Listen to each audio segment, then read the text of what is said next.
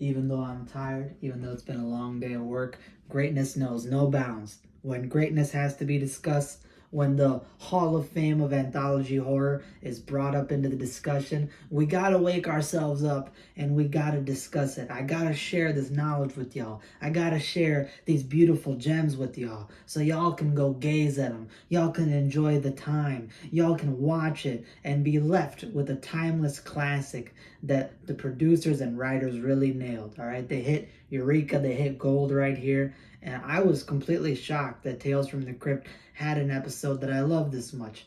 I've been putting off watching Tales from the Crypt for a while because it deals with noir crime, true crime kind of stories, very realistic, very grounded, which I like for thrillers and those type of tales. But I'm more a fan of supernatural, paranormal, stranger, weirder stories in anthology, and just books, episodes, movies in general. So that's why I was kind of staying away. But after watching this, it got me, man. This was fantastic. I absolutely love this episode. This is a timeless classic story. And I had to even bump up the score so that way I could make it into my S tier and then bring it up in this discussion of the best anthology horror episodes that I've seen. And this one is definitely in that discussion now. So without further ado, let's talk about Tales from the Crypt Season 1's episode, which is Dig That Cat, He's Real Gone. Dig That Cat, He's Real Gone is a fantastic episode. It has a really unique premise. It's simple, but it delivers on great acting. It has some really dark and disturbing moments amongst, comedic and more fun elements. It has one of my favorite horror settings, which is a carnival circus type of area.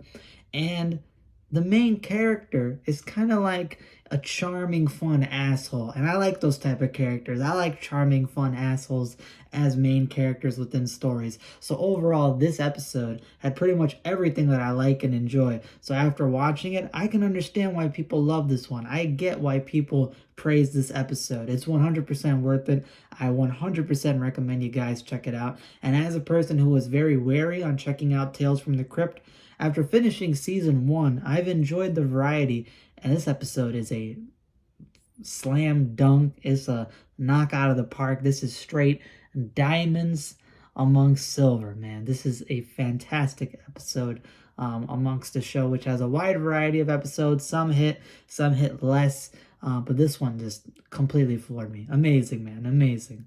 So let's talk about that. Dig That Cat, He's Real Gone. What's this episode about? Well, this episode, in a short synopsis, is about this guy named Ulrich. Ulrich is a homeless guy down on his luck. He has an alcoholism problem. You see that in his backstory.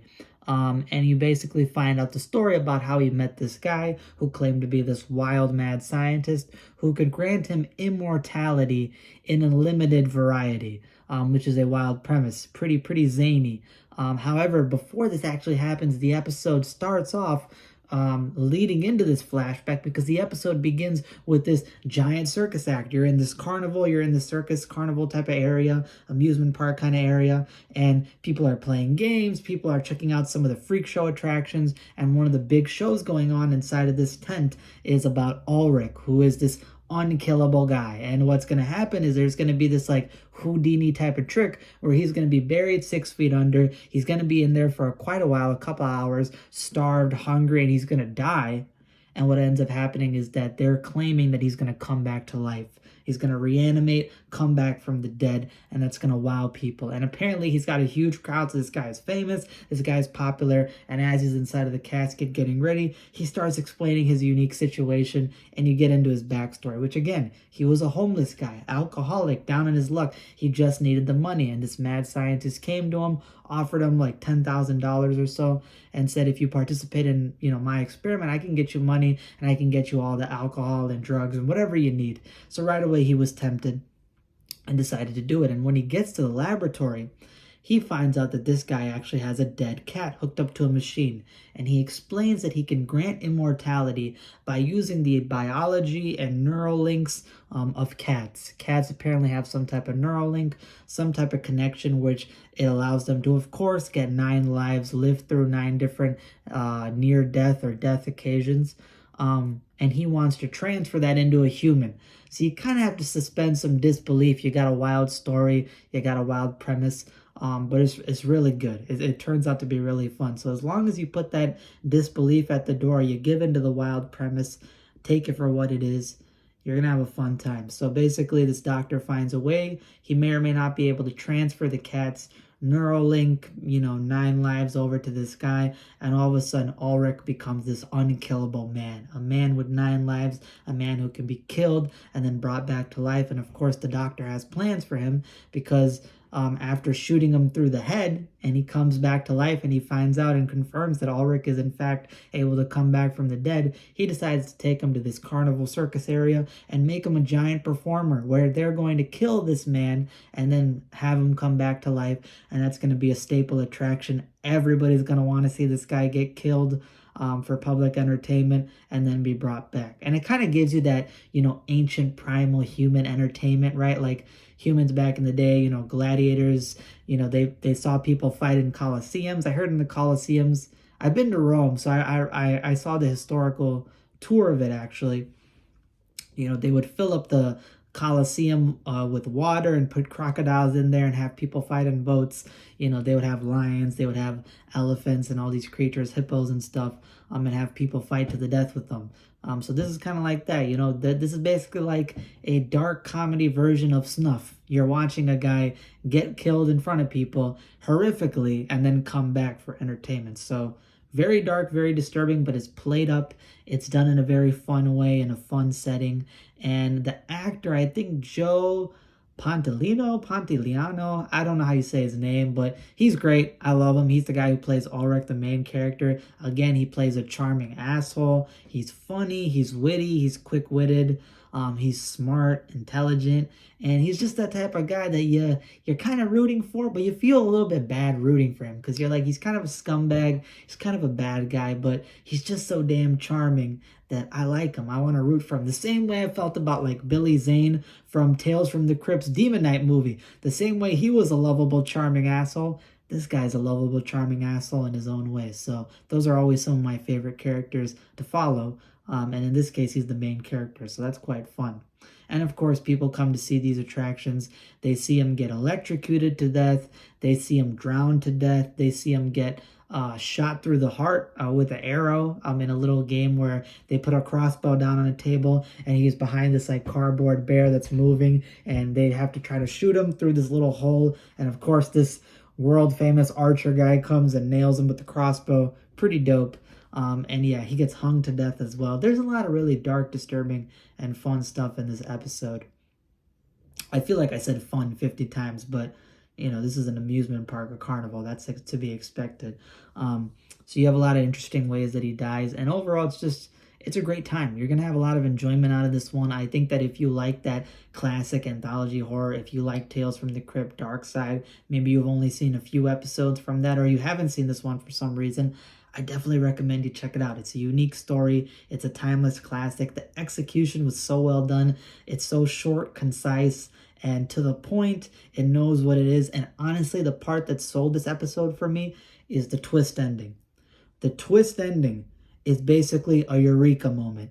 It puts context clues behind something that you saw earlier in the episode that kind of leaves your mind. You didn't think much about it until the moment, the big shebang, where you finally see it and you're like, eureka, you get like, yo, that's where that plays into. So basically, it takes you back into the story, reminds you of what you saw, puts that context clue back into the moment, and you get this super fucked up reveal. You get this fucked up reveal that physically terrified me. I mean, the thing that happens to a certain character, I sound like Porky Pig right there. That's all, folks. The thing that happens to this main character by the end of the story genuinely unnerved me because that's a fear of mine. The way he reacts to the thing is very authentic, and it invoked this primal level of fear within me where I imagine myself in that situation. And honestly, that's a genuine nightmare, a phobia of mine, to be in those type of situations. May or may not deal with claustrophobia. Maybe I'm giving too much away, but maybe you can piece some clues together. is very fucked up, very dark, but it's so perfectly well done. It's that little bow ribbon on the present. It's the little cherries, on top of the sundae. It wraps it up perfectly, and that's why it's just almost a perfect package of an episode to me. Although it's not completely perfect to me, just because I did feel a little bit too simple in the grand scheme of things to make me put it at the highest level. It's still fantastic. So I still have to give it a 9.5 out of 10. It is great. It is in my S tier. This will be in the Hall of Fame of anthology horror episodes, and I definitely recommend you check it out. Please go watch Dig That Caddy's Real Gone. And of course, like I mentioned before, it gets a 9.5 out of 10. This is in my S tier. One of the best anthology horror episodes I've watched, and it makes me excited to watch the rest of Tales from the Crypt to see if there's going to be other gems like this sprinkled throughout the seasons. That's all I have for today. I hope you guys enjoyed, and yeah, please go check out Tales from the Crypt. I have a review of the Tales from the Crypt movie, Demon Knight, on my channel. Go watch it as well if you're a fan of the show, you're a fan of anthology. I have other adult horror, young adult horror, and kids horror on my channel if this is the first time you're seeing me. And yeah, thank you so much for tuning in. Please consider to subscribe. Hit that like button. It's free, y'all. It's free. Inflation going up, capitalism's a big thing. We like free things here. Hit that subscribe button, hit that like button, and tune in for more content to come. So yeah, that's all I have for today. Deuces. Dude, I swear to God, bro, that final scene in the episode genuinely makes me afraid. But the only thing worse than that is that cold-hearted bitch. These hoes ain't loyal, man. You saw that shit? Go watch the episode. See what that bitch does to the main character. These hoes ain't loyal. That reminded me of Felicia, which actually kind of hits home because she also ran away from she ran away from me with the clown from a carnival. Huh. Funny how these things all come together. I'm going to drop the score of this episode by 1 point just for that.